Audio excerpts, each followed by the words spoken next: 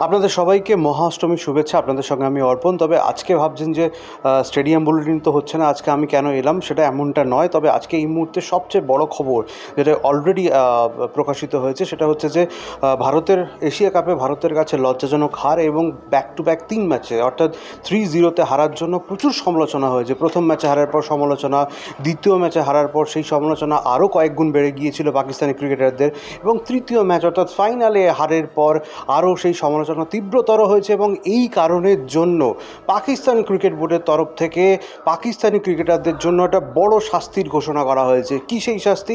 এই মুহূর্তে আমাদের কাছে যে খবর এসে পৌঁছেছে যে পাকিস্তানি কোনো ক্রিকেটার দেশের বাইরে কোনো লিগে খেলতে পারবে না, অর্থাৎ টি-20 লিগে খেলতে পারবে না। তার জন্য যে এনওসি প্রয়োজন হয় সেইটা কিন্তু পাকিস্তানের ক্রিকেট বোর্ডের পক্ষ থেকে দেওয়া হবে না, এটা জানিয়ে দিয়েছে পাকিস্তান ক্রিকেট বোর্ডের সিওও। অর্থাৎ পরিষ্কার বার্তা যে ভালো করে খেলো, মন দিয়ে খেলো এবং তারপর ম্যাচ যেত, তারপর বাইরে টাকা ইনকামের জন্য যে রাস্তাটা রয়েছে সেইটা দেয়া হবে। অর্থাৎ এখন কিন্তু বাইরে ক্রিকেট খেলে যে টাকা রোজগারের বিষয়টা সেটা পুরোপুরিভাবে পাকিস্তান ক্রিকেট বোর্ড বন্ধ করে দিয়েছে।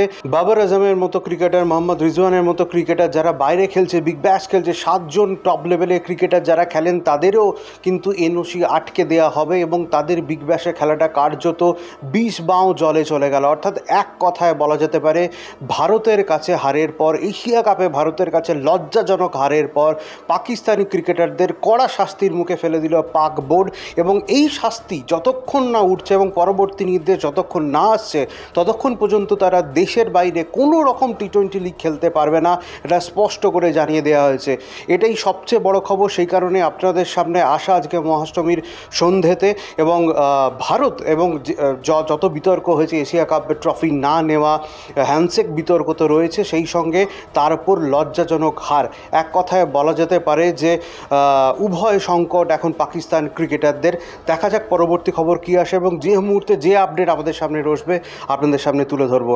আজকে এখানেই শেষ করছি। কলকাতা টিভি দেখতে থাকুন রাত দিন এবং 7 দিন, আর পুজো খুব ভালো করে কাটান।